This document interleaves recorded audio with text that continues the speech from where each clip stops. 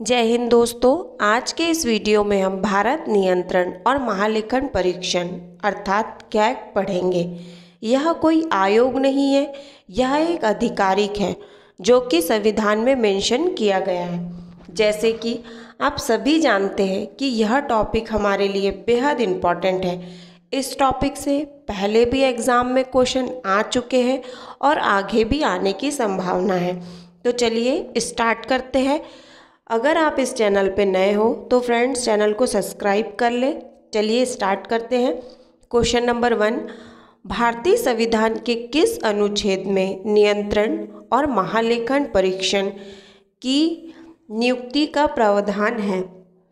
Option देखें, अनुच्छेद 143, अनुच्छेद 147 या अनुच्छेद 148।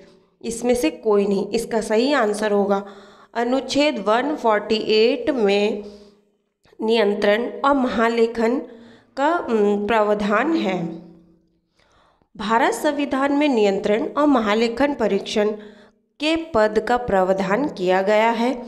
संविधान के अनुच्छेद 148 में नियंत्रण और महालेखन पद संबंधित प्रावधानों का वर्णन करता है। इसका मुख्य कार्य क्या है? संसद द्वारा आवंटन वित्त को देखरेख करना। वित्त मतलब धन की देखरेख करना। क्वेश्चन नंबर 2, नियंत्रण और महालेखन परीक्षण की नियुक्ति किसके द्वारा की जाती है? ऑप्शन देखें, राष्ट्रपति द्वारा, संसद द्वारा, प्रधानमंत्री द्वारा या उच्चतम न्यायालय द्वारा। इसका सही आंसर होगा राष्ट्रपति द्वारा नियुक्ति की जाती है। संविधान के अनुच्छेद 148, हमें अनुच्छेद याद करना है। अनुच्छेद क्या होगा? 148, जिसमें यह कहा है कि भारत के राष्ट्रपति द्वारा नियुक्ति की जाएगी महालेखन और परीक्षण की। क्वेश्चन नंबर 3, नियंत्रण और महालेखन परीक्षण का कार्यकाल कितने वर्ष का होता है? 3 वर्ष का होता है, 5 वर्ष का होता है या 6 वर्ष का होता है या निर्धारित नहीं किया जा सकता? इसका सही आंसर होगा 6 वर्ष का कार्यकाल होता है। 6 वर्ष का कार्यकाल होता है। नियंत्रण एवं महालेखन परीक्षण का कार्यकाल संविधान के 6 वर्ष अनुसार के लिए निर्धारित किया गया है, मतलब संविधान में ही वर्णित है। पहली चीज़, संविधान में क्या वर्णित है? 148 अनुच्छेद है जिसमें पद का बताया गया है, नियुक्ति का बताया गया है राष्ट्रपति द्वारा, और वर्ष कितने हैं? 6 वर्ष का कार्यकाल बताया गया है। क्वेश्चन नंबर 4, नियंत्रण एवं महालेखन परीक्षण को अपने पद से किस रीति से हटाया जा सकता है? तो इसका सही आंसर होगा जो उच्च न्यायालय के न्यायाधीश को हटाने के लिए संविधान में प्रावधान है। जो उच्चतम न्यायालय को हटाने के लिए प्रावधान है। फ्रेंड्स इसका आंसर ये नहीं होगा। जो उच्चतम न्यायालय के न्यायाधीश को हटाने के लिए संविधान में प्रावधान है, वही प्रावधान नियंत्रण और महालेखन परीक्षण को हटाने के लिए है। संविधान के अनुसार नियंत्रण एवं महालेखन परीक्षण को अपने पद से उसी तरीके से हटाया जा सकता है जिस प्रकार उच्चतम न्यायालय के न्यायाधीश को अपने पद से हटाया जा सकता है। उच्चतम न्यायालय के न्यायाधीश को पद से हटाने का आधार है साबित कदाचार अथवा समर्थन। तो इसका सही आंसर होगा ऑप्शन है, जो उच्चतम न्यायालय के न्यायाधीश को हटाने के लिए संविधान में प्रावधान है। ठीक है। क्वेश्चन नंबर 5, नियंत्रण एवं महालेखन परीक्षण को अपने पद की शपथ निम्न में से कौन दिलाता है?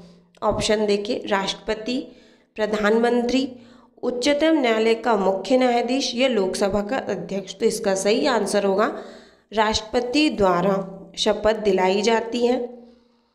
नियंत्रण एवं महालेखन परीक्षण की नियुक्ति भारत के राष्ट्रपति द्वारा की जाती है। अगर हम नियुक्ति की बात करेंगे तो राष्ट्रपति की बात करेंगे। अगर हम पद के शपथ की बात करेंगे तो भी राष्ट्रपति की बात करेंगे। नियंत्रण परीक्षण शपथ का प्रारूप संविधान में 3री अनुसूची में है। शपथ का प्रावधान अनुसूची 3 में है। 12 अनुसूची है जिसमें से 3री अनुसूची शपथ है। देखिए फ्रेंड्स, अगर हम नियंत्रण एवं महालेखन परीक्षण के संबंध में बात करते हैं तो इसमें कोई कन्फ्यूज़न नहीं होना चाहिए। इसमें हमेशा चाहे हम नियुक्ति की बात करेंगे, शपथ दिलाने की बात करेंगे या त्यागपत्र की बात करेंगे, तीनों की बात करेंगे तो हम राष्ट्रपति के पास ही शक्ति नीत है इन सभी की। ठीक है, तो इसमें कोई कन्फ्यूज़न नहीं है, सिर्फ राष्ट्रपति ही इसका आंसर होगा। क्वेश्चन नंबर 6, वर्तमान में भारत के नियंत्रण एवं महालेखन परीक्षण कौन है? विनोद राय, शशिकांत शर्मा, राजीव महेश्वर या गिरीश चंद्र मुर्मू? तो जैसे कि आप सभी जानते हैं वर्तमान में गिरीश चंद्र मुर्मू जी हैं। वर्तमान में भारत के नियंत्रण एवं महालेखन परीक्षण के रूप में गिरीश चंद्र मुर्मू कार्य करता है। यह भारत के 14वें नंबर का कर्म है, इनका 14वें नंबर का कर्म है। कभी कभी एग्जाम में कर्म भी पूछ लेते तो याद रखें, इनका कर्म 14वें नंबर का है। क्वेश्चन नंबर 7, नियंत्रण एवं महालेखन परीक्षण का वेतन निम्न में से किसके समान होगा? प्रधानमंत्री के समान, उच्चतम न्यायालय के न्यायाधीश के समान या उच्चतम न्यायालय के मुख्य न्यायाधीश के समान या मुख्य निर्वाचन आयोग के समान? तो इसमें वेतन का पूछा है, किसके समान वेतन होगा?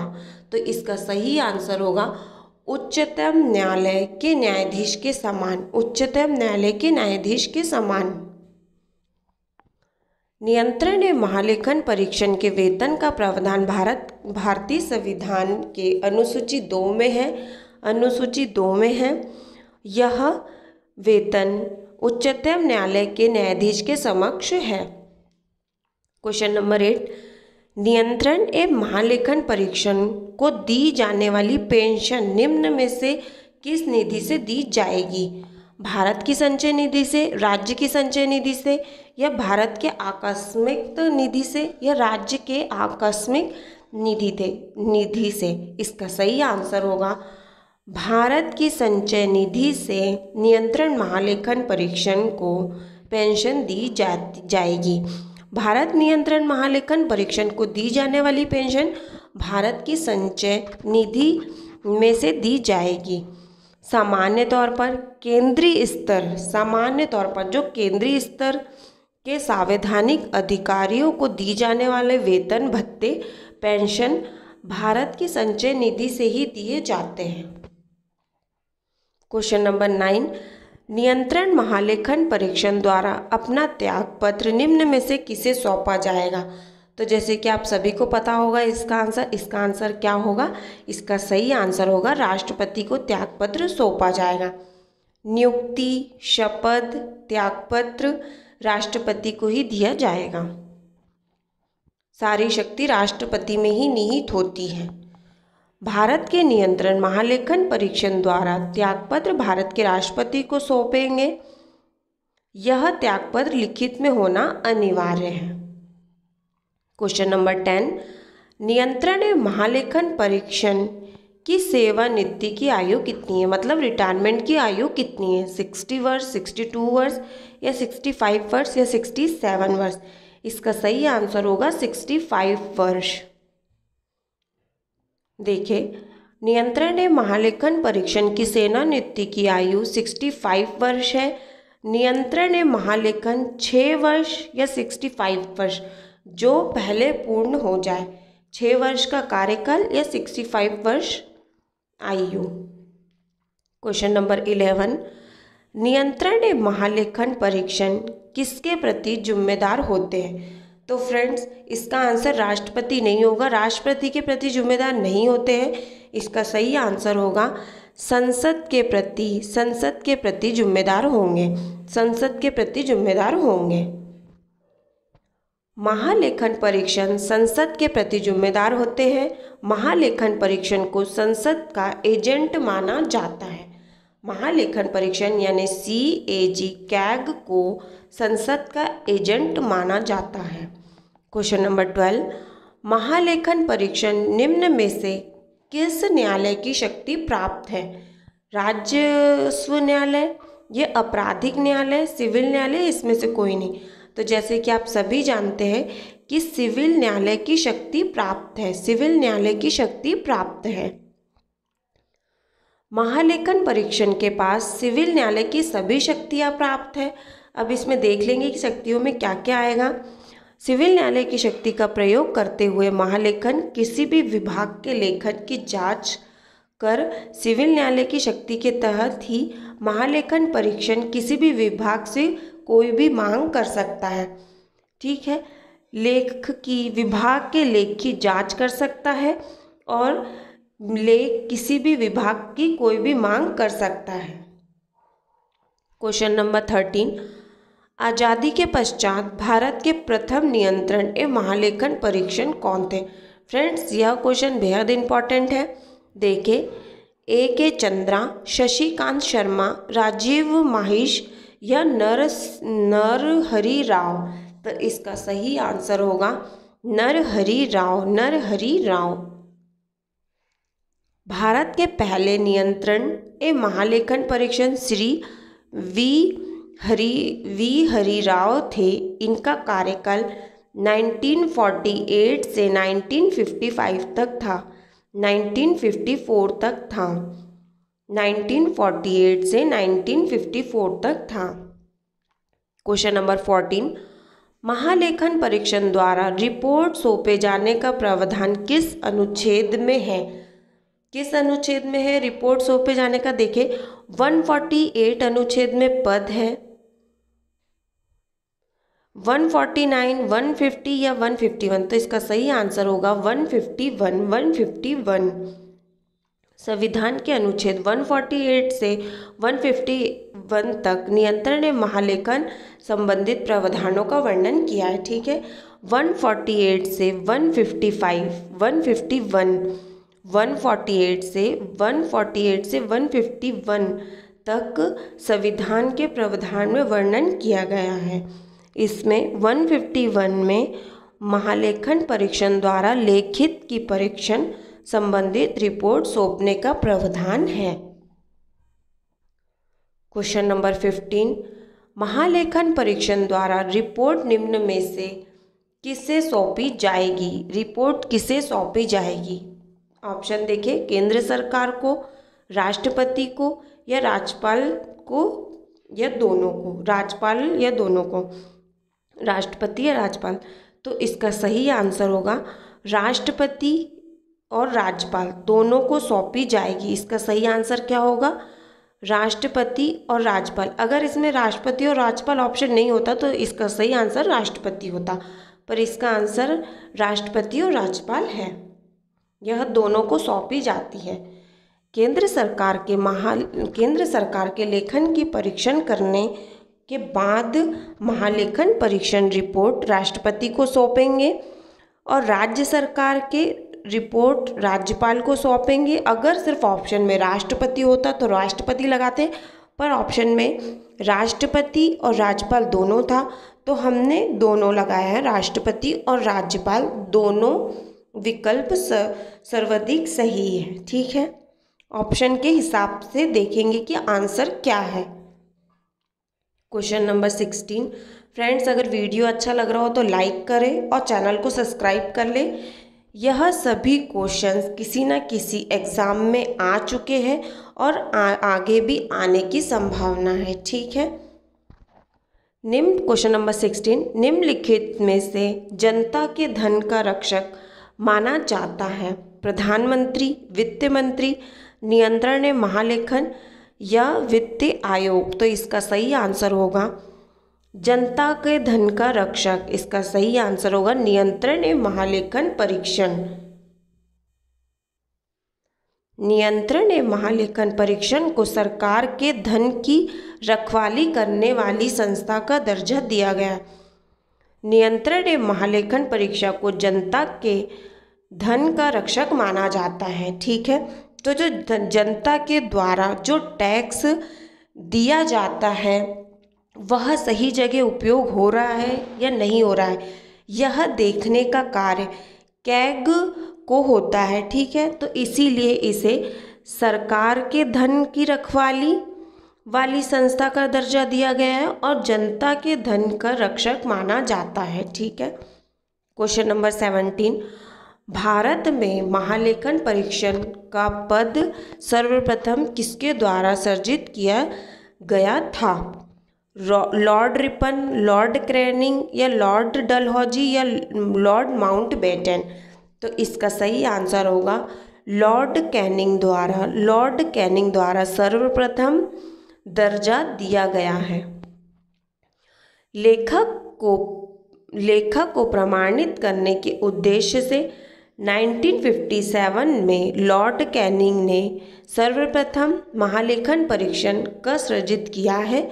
सर्वप्रथम महालेखन पद कोलकाता, मुंबई, मद्रास में स्थापित किया गया था। ठीक है। क्वेश्चन नंबर 18, महालेखन परीक्षण को पद से हटाने से संबंधित सर्वथा उपयुक्त विकल्प चुनिए। तो पहले विकल्प देख लेते हैं। महालेखन परीक्षण को अपने पद से राष्ट्रपति द्वारा हटाया जाता है। ठीक है। दूसरा, महालेखन परीक्षण को अपने पद से संसद द्वारा हटाया जाता है। तीसरा, संसद द्वारा पारित प्रस्ताव के बाद राष्ट्रपति महालेखन को अपने पद से हटा सकते हैं। चौथा, संसद द्वारा पारित प्रस्ताव के बाद उच्चतम न्यायालय महालेखन परीक्षण को अपने पद से हटा सकते हैं। तो इसका सही आंसर क्या होगा? इसका सही आंसर होगा संसद द्वारा पारित के बाद, संसद द्वारा पारित के बाद उच्चतम न्यायालय महालेखन परीक्षण को अपने पद से हटाया जा सकता है। ठीक है। तो यह सही विकल्प है। महालेखन परीक्षण को अपने पद से राष्ट्रपति द्वारा हटाया जा सकता है। संसद द्वारा पारित प्रस्ताव के पश्चात राष्ट्रपति महालेखन को अपने पद से हटा सकते हैं। क्वेश्चन नंबर 19, भारतीय संविधान के किस भाग में महालेखन परीक्षण के पद का प्रावधान वर्णित है?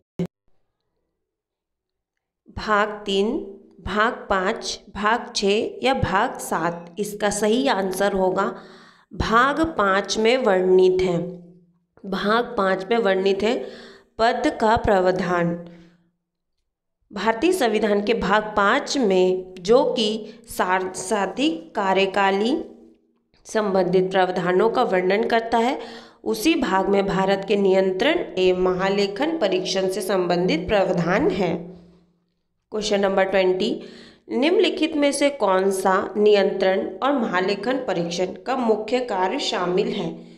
देख लेते हैं ऑप्शन। सरकारी कंपनियों के व्यक्ति की जांच करना, सरकारी लेखन की परीक्षण करना, सरकार के सभी विभागों की जमा पूंजी की जांच करना या उपयुक्त सभी? तो जैसे कि आप सभी जानते होंगे, इसका सही आंसर होगा उपयुक्त सभी। संविधान के अनुसार उपयुक्त सभी नियंत्रण एवं महालेखन परीक्षण के मुख्य कार्य शामिल हैं। फ्रेंड्स देख लीजिए, यह एमपीपीएससी 2020 का क्वेश्चन है CAG से। निम्नलिखित कथनों पर विचार कीजिए। ठीक है। नियंत्रण महालेखन परीक्षण, नियंत्रण महालेखन परीक्षण का कर्तव्य होगा कि वह उन सभी प्रतियों की लेख परीक्षण करे जो भारत की संचय निधि के संदेह है। सेकंड, नियंत्रण महालेखन परीक्षण को संघ या किसी भी राज्य के किसी भी कार्य या विभाग में रखे गए भंडारण या स्टॉक के लेखकों की लेख परीक्षण करने की, उसकी बाबत की रिपोर्ट देने का प्राधिकार होगा। सही विकल्प चुनिए। तर्क 1, 2 दोनों असत्य है, 1, 2 दोनों सत्य है, या पहला असत्य है लेकिन दूसरा सत्य है, चौथा सत्य है लेकिन सेकंड असत्य है। तो इसका सही आंसर ऑप्शन बी होगा, दोनों कथन सत्य है। ठीक है। चलिए फ्रेंड्स फटाफट रिवीजन करते हैं 20 क्वेश्चन के।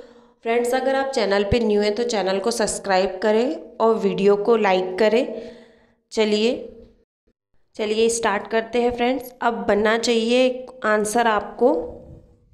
क्वेश्चन नंबर 1, भारतीय संविधान के किस अनुच्छेद के किस अनुच्छेद में नियंत्रण और महालेखन परीक्षण की नियुक्ति का प्रावधान है? इसमें नियुक्ति का प्रावधान पूछा है, तो इसका सही आंसर क्या होगा? अनुच्छेद 148, अनुच्छेद 148। क्वेश्चन नंबर 2, नियंत्रण और महालेखन परीक्षण की नियुक्ति किसके द्वारा की जाती है? जैसे आप सभी जानते हैं, राष्ट्रपति द्वारा नियुक्ति की जाती है। क्वेश्चन नंबर 3, नियंत्रण एवं महालेखन परीक्षण का कार्यकाल कितने वर्ष का होगा? इसका सही आंसर है 6 वर्ष का होगा, कार्यकाल 6 वर्ष का होगा। नियंत्रण एवं महालेखन परीक्षण को अपने पद से किस रीति से हटाया जा सकता है? तो इसका सही आंसर क्या होगा? जो उच्चतम न्यायालय के न्यायाधीश को हटाने के लिए संविधान में वर्णित है। इसका सही आंसर ऑप्शन ए होगा। नियंत्रण एवं महालेखन परीक्षण को अपने पद की शपथ निम्न में से कौन दिलाता है? इसका सही आंसर होगा राष्ट्रपति शपथ दिलाते हैं। क्वेश्चन नंबर 6, वर्तमान में भारत के नियंत्रण और महालेखन परीक्षण कौन है? तो आप सभी जानते हैं गिरीश चंद्र मुर्मू हैं, जो कि 14वें नंबर के हैं। क्वेश्चन नंबर 7, नियंत्रण एवं महालेखन परीक्षण का वेतन निम्न में से किसके सामान्य होगा? किसके सामान्य होगा? उच्चतम न्यायालय के न्यायाधीश के सामान्य होगा, उच्चतम न्यायालय के न्यायाधीश के सामान्य होगा। क्वेश्चन नंबर 8, नियंत्रण एवं महालेखन परीक्षण को दी जाने वाली पेंशन किस निधि से दी जाएगी? तो इसका सही आंसर होगा भारत की संचय निधि से दी जाएगी। क्वेश्चन नंबर 9, नियंत्रण एवं महालेखन परीक्षण द्वारा अपना त्यागपत्र निम्न में से किसे सौंपा जाएगा? तो इसका सही आंसर होगा राष्ट्रपति को त्यागपत्र सौंपा जाएगा। क्वेश्चन नंबर 10, नियंत्रण महालेखन परीक्षण सेवानिवृत्ति की आयु कितनी है? इसका सही आंसर होगा 65 वर्ष। क्वेश्चन नंबर 11, नियंत्रण एवं महालेखन परीक्षण किसके प्रति जिम्मेदार होगा? तो इसका आंसर राष्ट्रपति नहीं होगा, इसका सही आंसर होगा संसद के प्रति जिम्मेदार होगा। क्वेश्चन नंबर 12, महालेखन परीक्षण को निम्न में से किस न्यायाधीश की शक्ति प्राप्त है? इसके सही आंसर है सिविल न्यायालय की शक्ति प्राप्त है, सिविल न्यायालय की शक्ति प्राप्त है।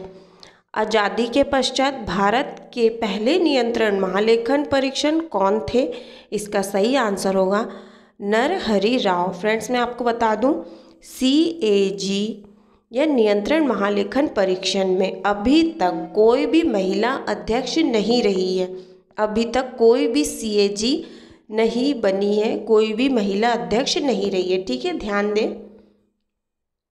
क्वेश्चन नंबर 14, महालेखन परीक्षण द्वारा रिपोर्ट सौंपे जाने के प्रावधान किस अनुच्छेद में है? तो इसका सही आंसर होगा अनुच्छेद 151। क्वेश्चन नंबर 15, महालेखन परीक्षण द्वारा रिपोर्ट निम्न में से किसे सौंपी जाएगी? तो इसका सही आंसर होगा राष्ट्रपति और राज्यपाल दोनों को सौंपी जाएगी। ये वाला दोनों यहाँ पे आएगा, दोनों को सौंपी जाएगी। क्वेश्चन नंबर 16, निम्नलिखित में से किसे जनता का धन रक्षक माना जाता है? इसका सही आंसर होगा नियंत्रण एवं महालेखन परीक्षण को जनता का धन का रक्षक माना जाता है, जनता के धन का रक्षक माना जाता है। क्वेश्चन नंबर 17, भारत में महालेखन परीक्षण का पद सर्वप्रथम किसके द्वारा सर्जित किया गया? इसका सही आंसर होगा लॉर्ड कैनिंग द्वारा। क्वेश्चन नंबर 18, महालेखन परीक्षण को पद से हटाने से संबंधित सर्वोत्तम उपयुक्त विकल्प चुनिए। इसका सही आंसर क्या होगा? संसद द्वारा पारित प्रस्ताव के बाद उच्चतम न्यायालय महालेखन परीक्षण को अपने पद से हटाया जा सकता है। क्वेश्चन नंबर 19, भारतीय संविधान के किस भाग में महालेखन परीक्षण पद का प्रावधान वर्णित है? भाग में पूछ रहा है, भाग में पूछ रहा है तो इसका सही आंसर होगा भाग 5 में। क्वेश्चन नंबर 20, निम्नलिखित में से कौन सा नियंत्रण और महालेखन परीक्षण मुख्य कार्य में शामिल है? इसका सही आंसर होगा उपयुक्त सभी। सरकारी कंपनियों के व्यय की जांच करना, सरकारी लेखकों के परीक्षण करना, सरकार के सभी विभागों की जमा पूंजी की जांच करना। चलिए फ्रेंड्स, वीडियो अच्छा लगा हो तो वीडियो को लाइक करें, और अगर आप इस चैनल पे न्यू हो तो चैनल सब्सक्राइब कर लें। इससे पहले सारे आयोग इस चैनल पे हैं, आप नीचे डिस्क्रिप्शन में देख सकते हैं, ठीक है, या चैनल पे विज़िट करके देखें। चलिए friends, thank you for watching my video.